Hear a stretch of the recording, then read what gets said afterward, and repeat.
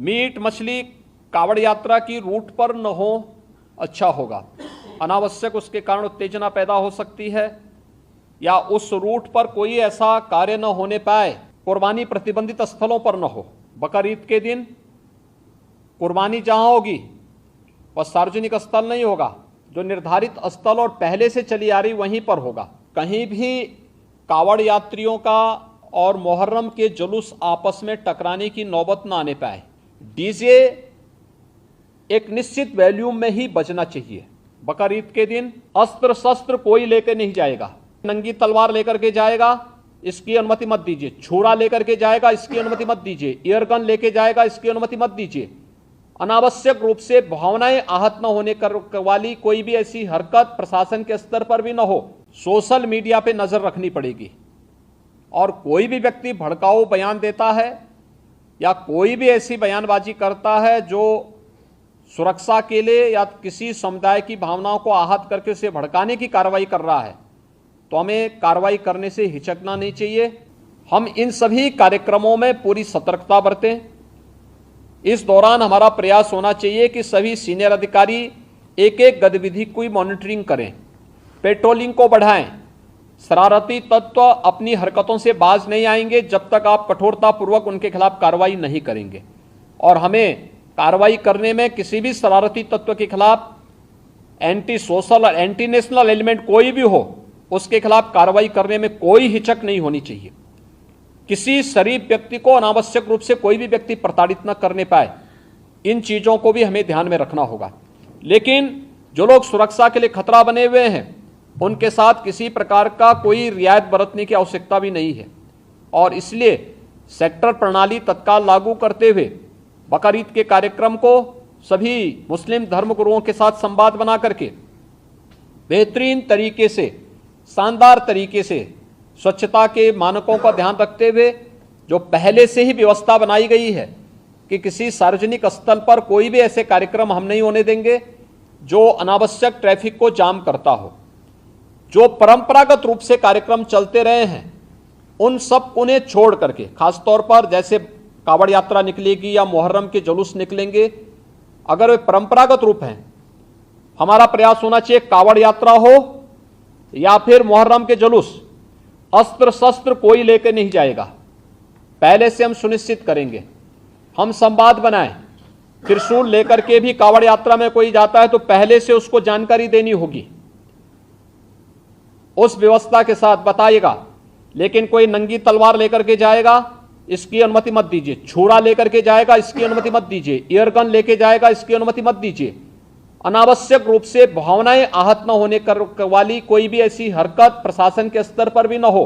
और कावड़ संघ हो या मुहर्रम के जुलूस हो, अस्त्र शस्त्र का प्रदर्शन न हो, यह भी हम सुनिश्चित करेंगे, जिससे स्थानीय स्तर पर किसी भी प्रकार की कोई कानून व्यवस्था के साथ खिलवाड़ करने की स्थिति न आने पाए। हर एक जुलूस जो भी निकले उसकी निगरानी होनी चाहिए। ड्रोन के माध्यम से, सीसीटीवी कैमरे के माध्यम से, वीडियोग्राफी के माध्यम से हमें करने में कोई संकोच नहीं करना चाहिए। कावड़ यात्रा की जो निगरानी हेलीकॉप्टर के माध्यम से होती है वह पूर्व की भांति उसी प्रकार से इस वर्ष भी होगी। हमें उसकी समीक्षा भी करनी चाहिए, और जब भी उसकी आवश्यकता पड़ती है तो उसके अनुसार हम शासन से उसकी परमिशन लेकर के, शासन से उसकी व्यवस्था लेकर के वह भी सुनिश्चित करेंगे। डीजे एक निश्चित वॉल्यूम में ही बजना चाहिए, और संवाद बना करके हम इस बात को सुनिश्चित करेंगे। हम प्रतिबंधित नहीं करेंगे, लेकिन उसको संवाद बना करके एक निश्चित वॉल्यूम में बजाने की परमिशन देंगे। और उसमें केवल अगर कावड़ यात्री हैं तो कावड़ यात्री इस बात को सुनिश्चित करेंगे कि वे उसमें केवल भगवान शिव से जुड़े हुए भजन ही बजाएंगे। कोई ऐसा फिल्मी गाना नहीं बजाएंगे जिसके कारण अनावश्यक रूप से माहौल खराब होता हो और धार्मिक भावनाएं एक सामान्य भक्त की आहत होती हो। ये भी हमें कावड़ यात्रियों से पहले से ही संवाद बना करके उनसे आग्रह करना चाहिए। ऐसे ही मुहर्रम के जुलूस में भी वे लोग डीजे बजाएंगे, हम सुनिश्चित करें उसकी वॉल्यूम को कंट्रोल करें। अनावश्यक रूप से ढोल और ताशा बजा करके शोरगुल उतना न बचाएं जो कान फोड़ू हो जाए, और कान फोड़ू व्यवस्था को हमें रोकना पड़ेगा, हर हाल में रोकना पड़ेगा।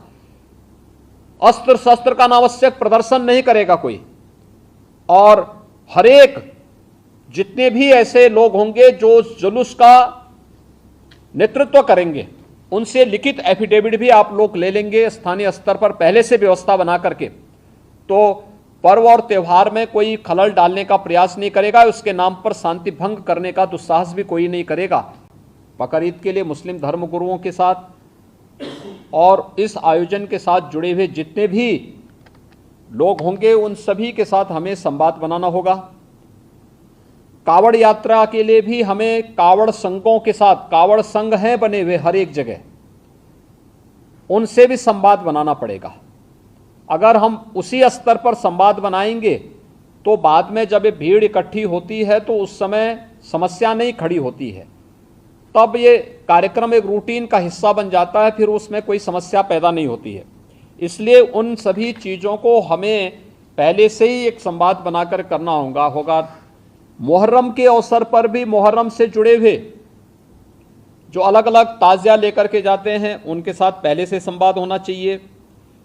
कहीं भी कावड़ यात्रियों का और मुहर्रम के जुलूस आपस में टकराने की नौबत ना आने पाए, इसके लिए पहले से रूट तैयार कर लेना, पहले से सुनिश्चित करना कि किसी की भावनाएं आहत भी न हो और दोनों कार्यक्रम संपन्न हो जाएं, परंपरा का उल्लंघन भी कहीं न हो, इस बात को सुनिश्चित करेंगे और इस पर हम लोग पहले से ही ध्यान देंगे जिससे कहीं भी कोई बात न हो। दूसरा, नगर विकास के द्वारा और पंचायती राज विभाग के द्वारा स्वच्छता को, सैनिटाइजेशन को जहां प्राथमिकता के आधार पर आगे बढ़ाना होगा, वैसे भी संचारी रोग नियंत्रण का एक कार्यक्रम 1 जुलाई से चल रहा है। स्वच्छता, सैनिटाइजेशन उसका प्रमुख पार्ट है। इसको हम विशेष रूप से एक अभियान के रूप में लें। बकर ईद के दिन कुर्बानी जहां होगी वह सार्वजनिक स्थल नहीं होगा, जो निर्धारित स्थल और पहले से चली आ रही वहीं पर होगा। हम सुनिश्चित करें कि यह स्थान कोई सड़क, कोई चौराहा या कोई ऐसा सार्वजनिक पार्क या कोई ऐसा स्थल न हो जहां को लेकर के अनावश्यक विवाद हो। और कुर्बानी के बाद जो भी वहां पर सॉलिड वेस्ट पड़ा हो उन सबको निस्तारण करने की भी व्यवस्था की जानी चाहिए, चाहे वह आयोजक करें, चाहे वह नगर निकाय या पंचायती राज विभाग से जुड़े हुए लोग करें। इस व्यवस्था को पहले से सुनिश्चित होना चाहिए कि कुर्बानी के तत्काल बाद उसकी सफाई की व्यवस्था भी हो जाए जिससे गंदगी न होने पाए। और वह जो सॉलिड वेस्ट आप डालेंगे वह एक ऐसी जगह रखना चाहिए जहां बस्ती से दूर हो, नहीं तो बहुत तेज बदबू करेगा। उसके बाद तमाम प्रकार की बीमारियां और अन्य संक्रामक बीमारियां वहां पर होने के खतरे होते हैं। इन चीज़ों को सुनिश्चित करेंगे। उसको पानी में बहाएंगे भी नहीं, ये भी सुनिश्चित करेंगे। जल जमाव न हो कहीं भी नगरीय क्षेत्र में, चाहे वह बकर ईद से जुड़े हुए आयोजन हो, कावड़ यात्रा से जुड़े हुए हों, नाग पंचमी के कार्यक्रम हों, या फिर श्रावण पूर्णिमा के या सावन जो मेला लगता है अयोध्या में, कहीं भी जल जमाव न हो, इस बात को भी हमें ध्यान में रखना होगा। शुद्ध पेयजल की आपूर्ति के लिए भी विशेष व्यवस्था देखनी पड़ेगी। हम लोग लगातार देख रहे हैं, लगातार न्यूज़पेपर में, अन्य जगहों पर हम लोग इस बात को देखते हैं कि शुद्ध पेयजल की आपूर्ति नहीं हो रही है। हो सकता है बरसात के कारण कहीं कोई समस्या आ रही हो, वहाँ पर हम लोगों में एक अवेयरनेस तो पैदा कर ही सकते हैं कि अगर पानी इस प्रकार का है तो वह पानी को गर्म करके छानने के बाद तब उसका सेवन करें। हम उनको उनके भरोसे न छोड़ें। बच्चे बीमार हो सकते हैं, कोई अन्य समस्या खड़ी हो सकती है, उस पर हम ध्यान दें।